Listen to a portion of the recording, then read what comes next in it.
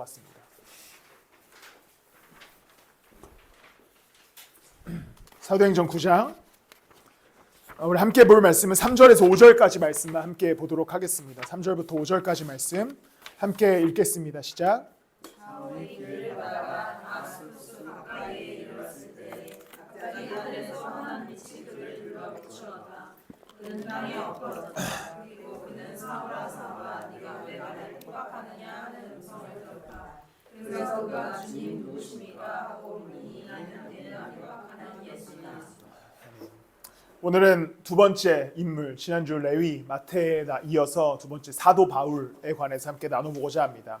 사도 바울은 우리가 너무나 익숙하게 잘 알고 있는 인물이지요. 그리고 너무 많이 다루는 인물입니다. 사도 바울의 이야기를 많이 다루기도 하지만 사도 바울이 쓴 글을 우리가 설교 때나 성경 공부 때나 많이 다루기 때문에 매우 익숙한 인물입니다. 특별히 그의 이야기 중에서 가장 유명한 이야기가 바로 이 사도행전 9장의 이야기죠. 예수님을 만난 그 사건. 오늘 이 사건을 통해서 사도 바울이 어떻게 예수님을 만나고 어떻게 빚어졌는가 이걸 함께 나눠보고자 합니다. 보통 우리는 교회에서 배우기를 다메섹 도상에서 예수님을 만났다 이렇게 얘기하죠.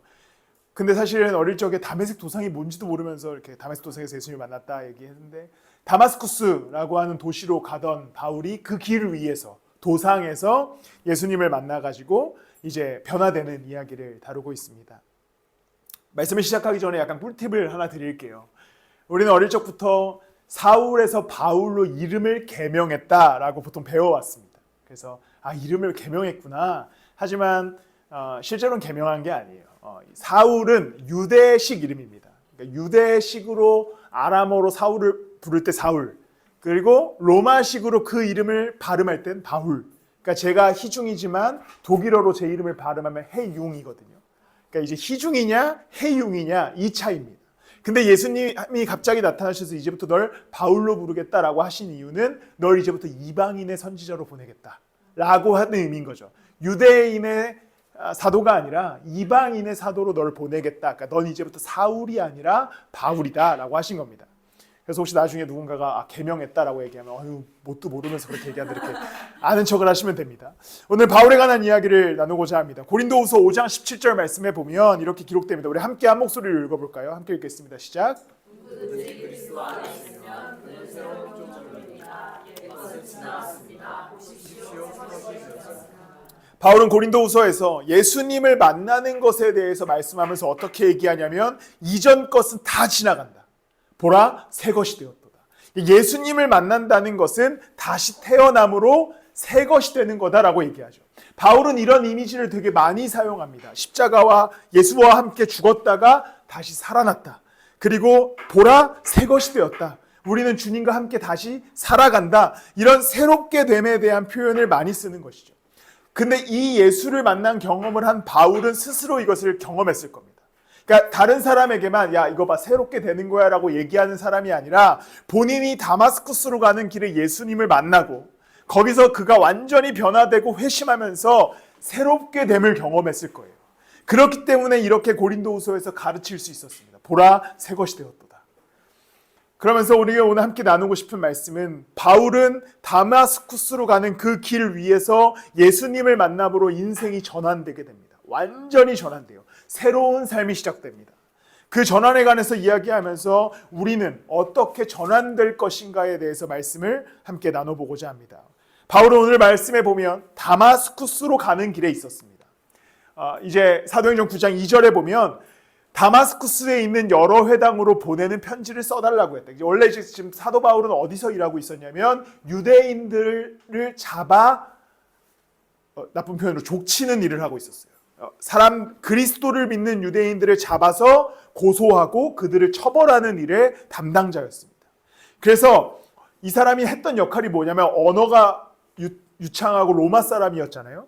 그렇기 때문에 다마스쿠스라고 하는 이방 도시에 그가 가서 거기 회당에 있는 그리스도를 믿는 사람들을 잡아다가 예루살렘으로 끌고 오려는 목적을 가지고 다마스쿠스로 향하고 있었습니다.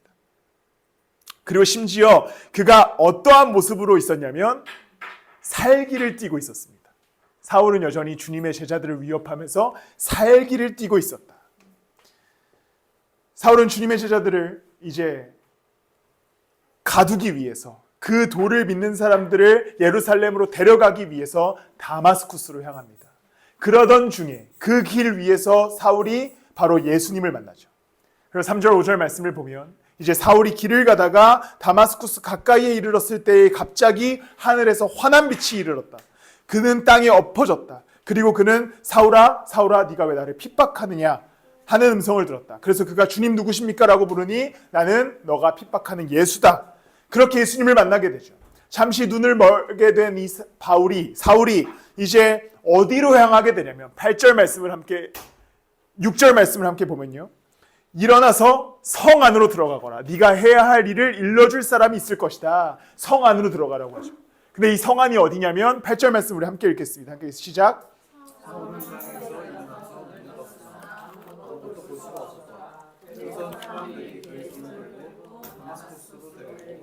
어디로 갑니까? 다마스쿠스로 가죠. 이 바울은 원래 목적지도 다마스쿠스였습니다. 그리스도인들을 붙잡아다가 예루살렘으로 끌고 갈 목적으로 다마스쿠스를 향하고 있었어요. 그런데 그가 그 길 위에서 예수님을 만나죠. 근데 예수님을 만난 바울은 어디로 갑니까? 다마스쿠스로 가죠. 동일한 목적지를 갖고 있습니다. 다마스쿠스라고 하는 도시에 바울은 동일하게 도착해요. 근데 뭐가 달랐냐면 인도하심이 달랐습니다. 그가 처음에 바울이 향했던 물리적 공간 동일하게 다마스쿠스를 가는데 원래 가려고 했던 이유는 예루살렘에 가서 그리스도인들을 붙잡아다가 예루살렘에 가서 그들을 심판하고 처벌하기 위함이죠. 개인의 살기, 개인의 의지, 개인의 입신양명을 위한 욕심이 있었습니다. 성공하고자 하는, 유대의 지도자가 되고자 하는 바울의 인도가 있었어요. 스스로의 인도가 있었습니다. 내가 가서 그리스도인들 좀 잡아와야겠다. 내가 인정받는 사람이 돼야겠다. 그렇게 다마스쿠스로 가려고 했던 바울이 그 길 위에서 예수님을 만나고 동일하게 다마스쿠스로 가는데 8절 말씀과 같이 그는 예수 그리스도가 명령하신 대로 6절에 명령하신 대로 그는 사람들의 손을 잡고 다마스쿠스로 향하게 됩니다. 물리적 공간은 동일했습니다. 다마스쿠스라고 하는 그 지역은 변하지 않았어요. 바울이 다마스쿠스로 간 것도 똑같습니다. 원래 가려고 했던 곳이 다메섹이었는데 원래대로 그곳으로 가게 되는 것이죠. 무엇이 바뀌었습니까? 새롭게 된 바울이 무엇이 바뀌었어요? 예수님과 함께 가게 됐잖아요. 그리스도를 믿는 믿음으로 가게 된 것이죠. 그의 인도하심으로 다메섹으로 향하게 됩니다. 우리가 예수님을 믿는다는 것, 우리가 새롭게 된다는 것, 특별히 갑자기 우리가 예수님을 믿는다고 해서 우리가 살아가는 땅이, 우리가 살아가는 환경이 막 아름답게 변하지 않습니다. 갑자기 막 꽃이 피어나고 갑자기 좋은 일만 생기고 행복한 일들만 발생하고 막 갑자기 세상 천지가 변해서 막 다 에덴 동산처럼 변하지 않죠. 내가 예수 그리스도를 믿는다라고 고백하지만 우리의 환경, 우리의 일상, 우리의 직업, 우리의 직장, 우리의 가정은 다 동일합니다. 다 그대로예요. 변한 것이 없어요. 우리가 갖고 있는 모든 것들이 다 그대로인 채로 살아갑니다. 근데 분명히 고린도후서 5장 17절에 바울이 얘기하잖아요. 보라, 새 것이 되었다. 이전 것은 다 지나갔다. 근데 안 지나가요. 그대로잖아요. 우리가 갖고 있는 거 다 그대로. 뭐가 달라지냐? 뭐가 달라지냐? 그러네 달라진 것이 생기는 것이죠. 그 삶을 인도하시는 분이 달라지는 겁니다. 보라, 새 것이 되었도다. 이전에 너의 인생을 이끌어가던 너의 욕심과 욕망, 성공하고자 하는 의지가 다 지나가고 보라, 새로운 인도자가 나타났다. 그리스도가 나타나는 겁니다. 우리는 여전히 다른 사람들과 같이 동일한 장소를 살아갑니다. 바울이 동일하게 다메섹에 갔던 것처럼, 다마스쿠스를 갔던 것처럼 우리도 동일하게 이 땅의 삶을 살아가게 됩니다. 달라질 게 없어요. 우리는 주일 예배가 마치면 똑같이 월요일부터의 우리의 인생을 살아갑니다. 그런데 우리에게 무엇이 달라졌습니까? 우리를 인도하는 분이 달라진 거죠. 우리는 내 힘으로 살아가는 인생이 아니라 보라, 새 것이 되었도다. 그리스도가 우리를 이끌어간다 라고 고백하게 되는 겁니다. 사도 바울은 이제 그 다메섹 길 위에서 그리스도를 만난 이후에 완전한 변화로 보라, 새 것이 되었다라고 하는 변화와 함께 그리스도와 함께 이제 그 다메섹을 향하게 됩니다. 그리스도의 인도하심을 만나는 거죠. 이것이 그리스도인들에게 필요한 전환입니다. 우리는 동일한 인생을 살아가요. 크게 달라질 것도 없습니다. 우리가 갑자기 예수님을 만난다고 해서 연봉이 오르면 너무 행복하겠죠. 다 예수님 믿을 거예요. 근데 안 오르잖아요. 경기는 더 어려워지고 물가는 더 상승합니다. 변할 게 없어요. 그런데 뭐가 달라집니까? 예수님의 인도하심이 생기는 거죠. 그리스도와 함께 가게 되는 겁니다. 그리스도가 우리를 완전히 새로운 인도하심으로 우리를 이끌고 가는 거예요. 우리가 이제 내일부터 시작되는 일상이 지난주와 별반 다를 것 없을 겁니다. 지지난주와도 다를 것 없을 거예요. 오히려 일도 더 많을 수도 있고 더 바쁜 일이 생길 수도 있을 겁니다. 그런데 우리에게 무엇이 달라졌냐? 그리스도가 그 한 주간의 우리의 인생을 인도하신다라는 믿음으로 살아가십시오. 그리스도 앞에 순종하고 그를 따라가고 그가 우리를 이끄시는 대로 걸어가기 시작할 때 그리스도께서 거기서 역사하실 겁니다. 우리는 익숙한 우리의 삶에 젖어 있어요. 그래서 우리는 예수님을 따를 때에도 항상 이런 이야기들을 많이 합니다. 나는 원래 그런 사람이야. 나는 원래 내 성격이 이래. 나는 원래 내 인생이 지금 이 정도야. 내가 더 이상 예수님께 헌신할 수 없고 더 이상 예수님을 따라갈 수 없어. 내가 이 정도로 좋게. 난 여기까지가 충분해. 그런데 예수님께서 사도 바울에게 그의 인생을 전환시키실 때 적당히 전환시키지 않잖아요. 적당히 그냥 야, 너 이제 지금까지 예수님을 믿는 사람들을 처벌하러 다녔다면 지금은 그냥 처벌하지는 말고 조금만 해. 이렇게 하지 않으시잖아요. 예수님을 처벌하러 다니던 바울은 예수님을 전하는 자로 완벽한 전환이 일어납니다. 그의 배경과 환경과 성격과 그가 여태까지 쌓아왔던 업적과 이런 것과 전혀 상관없이 그리스도가 그를 인도하기 시작하자 그에게는 완벽한 전환이 일어나서 그리스도의 일꾼으로 그의 남은 생을 살아가게 됩니다.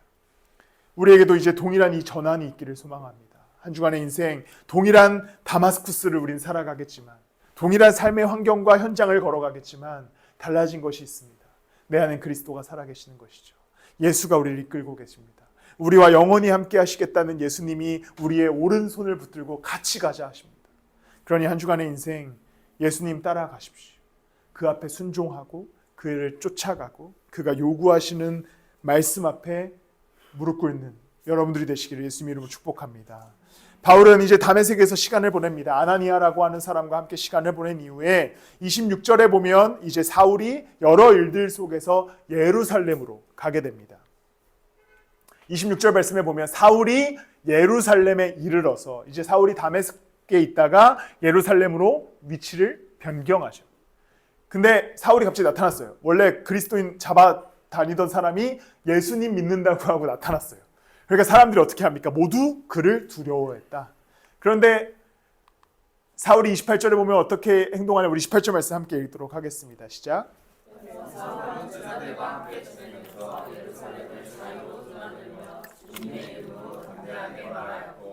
바울은 예수님을 만난 이후에 이제 예루살렘에 갔습니다. 그리고 주님의 이름으로 무엇을 말했겠습니까? 예수님의 복음을 전하죠. 근데 다시 한번 우리가 2절로 돌아가서 사도 바울이 왜 다메섹에 갔냐면 그는 그 돌을 믿는 사람은 남자나 여자나 가리지 않고 닥치는 대로 묶어서 예루살렘으로 끌고 오려는 것이었다. 사도 바울의 원래 목적은 다메섹에 갔다가 그 돌을 믿는 사람들, 즉 복음을 믿는 사람들을 붙잡아다가 예루살렘에 가려고 했어요. 방향이 똑같습니다. 다메섹 갔다가 예루살렘 가려고 했어요. 근데 오늘 사도 바울이 어떻습니까? 똑같이 예루살렘에 갔습니다. 근데 바울이 뭐가 달라졌습니까? 그 돌을 전하고 있죠. 그 돌을 믿는 사람을 붙잡아다가 예루살렘에 가려고 했던 사도 바울은 그 돌을 전하러, 그것도 담대히 전하러 예루살렘으로 향합니다. 동일한 장소에 다른 목적을 가지고 가게 되는 것이죠. 예루살렘이라고 하는 공간은 변하지 않았습니다. 바울이라고 하는 사람도 변하지 않았어요. 그가 갖고 있었던 신분도 달라지지 않았습니다. 무엇이 달라졌냐면 바울의 믿음이 달라졌습니다. 바울의 원래 믿음은 그 돌을 믿는 사람들을 붙잡아다가 예루살렘에서 처형하는 게 그의 믿음이었어요. 왜냐하면 예수는 거짓신이었으니까요. 그런데 다메섹으로 가는 길 위에서 바울이 예수 그리스도를 만나고 예수님을 믿게 되자 그의 믿음이 어떻게 변했습니까? 예수님이 우리의 구원자시다. 그가 나의 주인이시다. 그가 나를 이끌어 가신다. 믿음이 변하자 동일한 장소 예루살렘을 향했지만 완전히 다른 인생을 살아가게 되는 겁니다. 우리의 삶도 마찬가지죠. 우리의 삶이 변하지 않습니다. 크게 달라지지 않아요. 막 엄청난 극적인 반전이 일어나지 않습니다. 그런데 우리에게 뭐가 달라졌습니까? 예수님을 향한 믿음이 달라진 것이죠. 그리스도를 믿는 겁니다. 그러면 그리스도를 믿는다는 것은 어떻게 살아가는 것입니까? 그 믿는 믿음으로 살아가는 것이죠. 여러분 한번 이렇게 생각해 봅시다. 여러분들 중에 주식을 하시는 분들이 계신지 모르겠지만 저는 한 번도 사실 주식을 해본 적이 없어서 잘은 몰라요. 근데 어느 순간 여러분들이 이런 정보를 얻었어요. 워렌 버핏이 갑자기 자 내년에 이 주식이 한 300% 성장한다. 300%는 좀 너무 적나? 한 10배 성장한다. 라는 소스가 들어왔습니다. 자, 그리고 그 주식을 샀어요. 이제 예를 들어서 한 1,000만 원이 10억이 된다. 이제 주영이가 그래서 1,000만 원을 샀어. 사서 이제 1년을 기다리면 이게 10억이 된다. 그럼 이제 삶의 태도가 어떻게 달라지겠습니까? 이제 1년 뒤에 10억이 벌어지잖아요. 그러니까 이제 그렇게 살아가게 되죠. 근데 이제 1년 뒤에 10억이 생기면 뭘 하고 이걸 하고 저렇게 살아가야겠다. 마음의 막 풍요함과 풍성함으로 살아가죠. 그리스도가 우리 가운데 구원자가 되셨다는 것은 이제 그런 보증이 생긴 겁니다. 너 영원히 살 수 있게 됐어. 내가 너희와 영원히 함께, 내가 너희들 하나님 나라에 임하게 해줄게. 그리고 내 백성으로 내 자녀로 살아가. 보증을 주셨죠.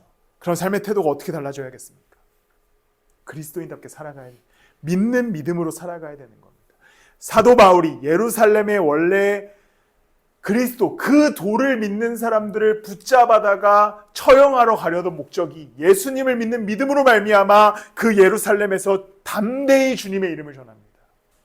그리고 나서 디모데후서 1장 12절에 이제 사도 바울은 죽기 직전에 이런 고백을 하게 됩니다. 우리 디모데후서 1장 12절 함께 읽도록 하겠습니다. 시작. 그러므로 나는 이런 고난을 당하면서도 부끄러워하지 않았습니다. 나는 내가 믿어온 운을 잘 알고 있고 또 내가 맡은 것을 그분이 그날까지 지켜주실 수 있음을 확신합니다. 바울은 원래 예수님을 믿는 사람들을 고난을 주던 사람이었습니다. 그런데 그가 그리스도를 믿는 믿음이 생기자 어떤 믿음을 갖게 되냐면 그분이 그날까지 날 지켜주실 걸 확신한다. 내가 죽어서도 내가 지금 이제 디모데후서는 감옥에서 그가 쓴 편지고 죽기 직전에 쓴 편지인데 내가 이제 곧 처형당하겠지만 나는 확신한다. 주님이 나를 끝까지 지켜주실 걸 확신한다. 그의 믿음이 완전히 달라지는 것이죠. 우리가 이 땅을 동일하게 살아갑니다. 월요일부터 똑같이 살아갈 거예요. 바울이 예루살렘에 동일하게 갔던 것처럼 우리는 동일한 장소와 동일한 환경에 걸어가게 될 것입니다. 그런데 뭐가 달라졌습니까? 우리 예수님 믿는 사람들이잖아요. 우리는 그분이 그날까지 나를 끝까지 지켜주실 줄을 믿는 사람들이잖아요. 그럼 이제 이 믿음으로 살아가야죠. 이 믿음으로 담대히 그리스도를 따라가야죠. 그냥 똑같이 여전히 세상 속에서 세상이 요구하고 원하는 대로 살아가는 인생이 아니라 이제 그리스도를 믿는 믿음 안에서 그가 우리에게 요구하시는 대로 그가 우리에게 말씀하시는 대로 방향성과 삶의 태도와 목적을 전환시킬 수 있어야 됩니다.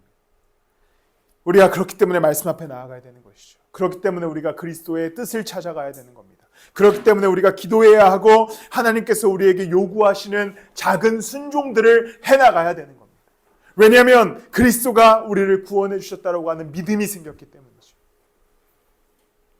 사랑하는 성도 여러분, 이제 여러분들은 예루살렘에 동일하게 살아가게 될 것입니다. 삶의 자리가 똑같을 거예요. 다메섹이든 예루살렘이든 내일부터 달라질 것이 없어요. 크게 변할 것도 없습니다. 그런데 우리에게 달라진 것은 그리스도를 향한 믿음이지. 우리 가운데 믿음이 생겼습니다. 그러면 이제 이 믿음으로 걸음을 옮겨갈 수 있어야 됩니다. 순종할 수 있어야 돼요. 주님이 하라 하시면 할 수 있어야 되고 주님이 우리한테 무릎 꿇어 하시면 무릎 꿇을 수 있어야 되죠. 왜냐하면 우리는 이제 그를 믿게 되었기 때문입니다. 한 주간 동일한 공간, 동일한 공기, 동일한 삶의 자리에서 다른 믿음을 가지시길 바랍니다. 오늘도 주님이 함께 하신다. 오늘도 그가 살아서 역사하신다. 오늘도 그가 나를 인도하신다. 그렇기 때문에 그 안에서 순종과 섬김과 또 기도와 말씀 묵상과 하나님을 따라가는 삶이 있기를 소망합니다. 그러면 우리의 인생이 달라질 겁니다. 바울의 전환이 우리의 전환이 되기를 예수님의 이름으로 축복합니다.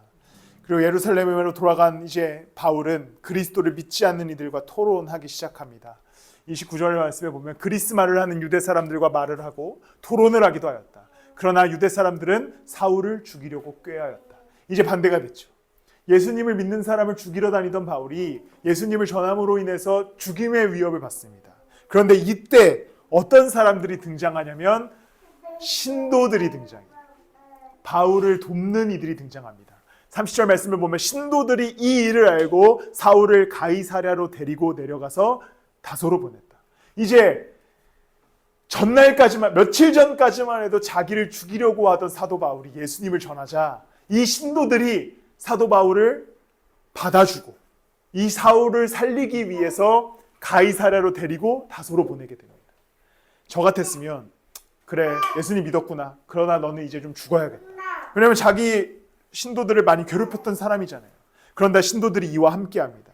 사도 바울이 처음에 예수님을 다메섹 도상에서 만났을 때는 아나니아라고 하는 사람이 이 바울을 돕습니다. 그리고 예루살렘에 도착해서 모두가 사울을 두려워할 때 바나바라고 하는 사람이 사울을 받아들이기로 결정합니다. 그러자 사도 바울이 이제 주님의 일꾼으로서 종으로서의 역할을 시작하게 되는 것이죠. 사도 바울은 이제 공동체가 생겼습니다. 신도들이 생겼어요. 믿는 자들이 사도 바울과 함께하게 됩니다. 이것이 전환인 것이죠. 사도 바울은 원래는 그 공동체를 부수고 잡아놓고 처벌하려던 역할을 가졌던 사람입니다. 그런데 이 공동체를 이제 바울이 어떻게 합니까? 가족으로 여기죠. 교회로 여깁니다. 주님의 몸으로 함께하게 되는 것이죠.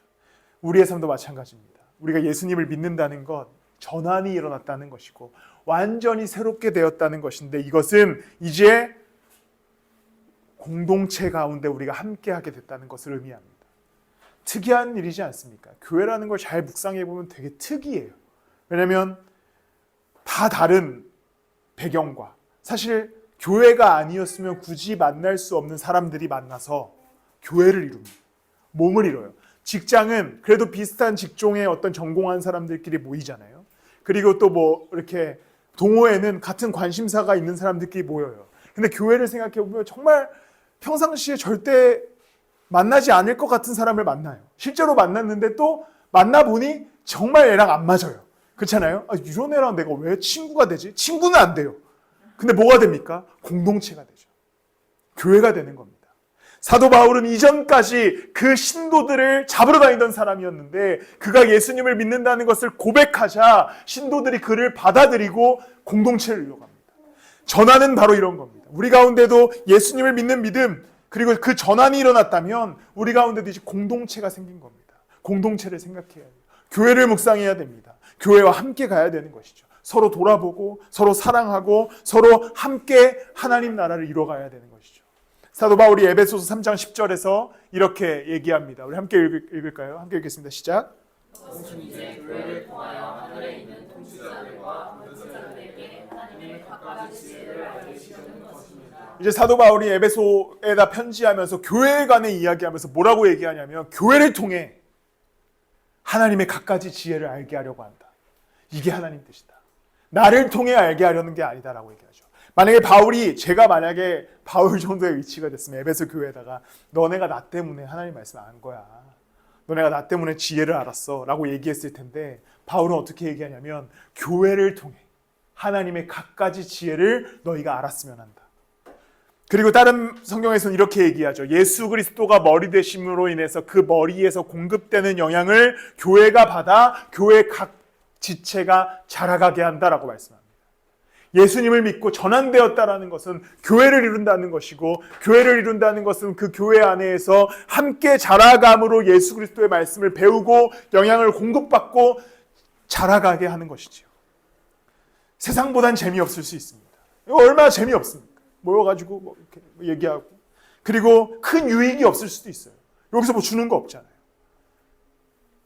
세상과는 완전히 다른 모임이지요.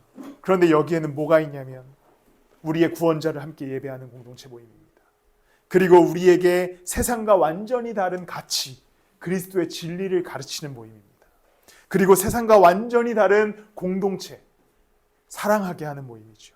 세상과는 전혀 다른 예수님의 몸을 만들어가는 곳이 교회입니다. 우리가 주님을 믿고 새롭게 되었다면, 전환되었다면 이제 이 가족, 이 교회를 우리는 생각하고 기도하고 사랑할 수 있어야 됩니다. 왜냐하면 여기에서 하나님의 갖가지 지혜를 알게 되기 때문입니다. 여기에서 주님이 주시는 영향을 공급받아 우리가 자라가기 때문입니다. 그러니 이 안에 여러분들이 생각한 이상과 추상과 즐거움이 없다 할지라도 하나님이 생각하신 그 꿈, 나의 복음, 좋은 소식을 알게 하려는 그 진리가 있다는 것을 믿으시고 교회를 이루어 가시기를 예수님의 이름으로 축복합니다. 저는 교회를 개척하고 사실 곰곰이 생각해 보면 진짜 유익이 되지 않잖아요. 그러니까 좀 오해가 생길 수 있겠네요. 좀 오해가 뭐라고 해야 되지? 금전적 이익이 없잖아요. 잘 생각해 보십시오. 제가 이제 이번 주에 라이트하우스 다른 목사님의 어떤 추천을 받아서 일주일 중에 이제 그 배달 알바를 뛰었습니다. 배달 알바를 뛰었는데 배달 몇 건만 해도 돈이 들어와요. 그런데 제가 주중에 또 뭘 했냐면 그로우업을 했죠. 창원쌤 집에도 가고 창원쌤 집에 가는데 교통비 들죠. 그리고 시간 쓰죠. 소비하잖아요. 근데 배달은 갖다 주면 돈을 줘요. 금전적으로 봤을 때 엄청난 손해를 보는 겁니다. 시간적으로도 손해를 봐요. 교회라는 건 생각해보면 계속해서 소모하고 손해를 보고 깎아버립니다. 그런데 왜 할까요? 왜 할까요? 이게 왜 즐거울까요? 예수님의 은혜와 지혜가 그를 통해서 각 성도들에게 뿌려지기 때문입니다. 그가 주는 행복을 말할 수 없기 때문이죠. 제가 만약에 배달을 하면서 그 즐거움을 느꼈다면 목회를 관뒀겠죠. 하지만 무엇이 소비되고 소모되고 뭐가 가치 있는 것과 전혀 상관없이 그거는 그냥 다 아무것도 아닌 것이 되고 이 일에 하나님의 은혜와 기쁨과 충만함이 있기 때문입니다. 그러니까 너무 즐거운 거죠. 그러니까 제가 생각해 보십시오. 제가 여러분들한테 이번 주에만 제가 한 4번 정도 그로우업을 할 수 있다라고 카톡을 올렸어요. 그런데 그로우업이라는 거는 시간을 내어서 우리가 같이 성경 공부를 하는 건데 그냥 정말 세상과 인간의 눈으로 봤을 때 김희중 목사에게는 아무런 유익이 없어요. 그냥 세상의 눈으로 봤을 때. 그냥 시간 소비하죠. 오고 가는 돈 쓰죠. 근데 제가 이걸 왜 이렇게 하고 싶어 합니까? 이거 하면 누가 뭐 이력서에 써줍니까? 안 써주죠. 이거 하면 뭐 누가 성도가 온답니까? 안 오죠. 이거 하면 누가 제 가치를 높여준답니까? 안 와요. 근데 제가 이거에 왜 목숨을 겁니까? 이거 해야만 우리 교회가 자라가기 때문입니다. 다른 이유가 없어요. 그거 해서 제가 얻는 세상적 이득이 없습니다. 어디 사람 목사님들한테 제가 사실 그룹이나 제자 훈련 하는데요. 아무도 관심 없어요. 아무도. 오히려 뭐 설교 이런 거는 어느 정도 밖으로 영향이 있을지 몰라도 그런 제자 훈련은 누구도 관심 없습니다. 누구도 칭찬해주지 않아요. 근데 제가 왜 그거에 허덕이면서 목숨 겁니까? 그것이 유일하게 교회를 성장시키는 방법입니다. 여러분들을 자라게 하는 것이죠. 그러니까 말씀 안에서 거하자고 계속해서 허공에 메아리 치듯이 여러분들에게 전하는 겁니다. 그 정도는 아니겠지만 우리가 하나님께서 교회를 이루신 이유 이 교회를 통해 성도들로 하여금 전환하게 하시는 겁니다. 세상 공동체에서 핍박하던 공동체에서 몸된 공동체가 된 것처럼 사도 바울이 원래 어떻게든 잡아 죽이려고 했던 그들이 사도 바울의 몸이 되었습니다. 사도 바울이 어떻게든 그들을 핍박하고 가둬놓으려고 했던 그들이 사도 바울의 가족이 되었습니다. 형제요 자매가 된 것이죠. 이 교회가 여러분과 함께 몸과 교회로 자라가는 전환되는 그런 교회가 되기를 예수 그리스도의 이름으로 축복합니다. 말씀을 마무리합니다. 바울은 다메섹으로 가고 있었습니다. 그리고 예루살렘으로 가려고 하는 계획이 있었죠. 처음에는 그곳에 가서 그리스도인들을 잡아다가 예루살렘에 데려가서 재판에 송치하려는 목적이었습니다. 근데 그 길 위에서 예수님을 만나요. 완벽한 전환이 일어납니다. 그리고 그는 다메섹에 가서 예수님에 관하여 배우고 예루살렘에 가서 그 도를 전합니다. 똑같은 물리적 공간과 시간이 있었지만 그의 인생이 완전히 전환됩니다. 예수님 때문이죠. 예수님 때문에 그의 인생이 완벽하게 바뀌게 됩니다. 사랑하는 성도 여러분, 예수님 때문에 여러분들의 인생이 그와 같이 바뀌어지기를 소망합니다. 직업도 똑같고 직장도 똑같고 가진 것도 똑같고 내가 갖고 있는 모든 것들이 똑같겠지만 우리에겐 달라진 것이 있죠. 예수님이 우리와 함께 하십니다. 하나님이 우리를 사랑하시죠. 그가 우리의 인생을 이끌어가고 계신다는 그 믿음 안에서 걸어가시는 여러분들이 되시기를 예수님으로 축복합니다. 우리 마지막으로 찬양을 한 곡 더 하고 기도하는 시간 갖도록 하겠습니다.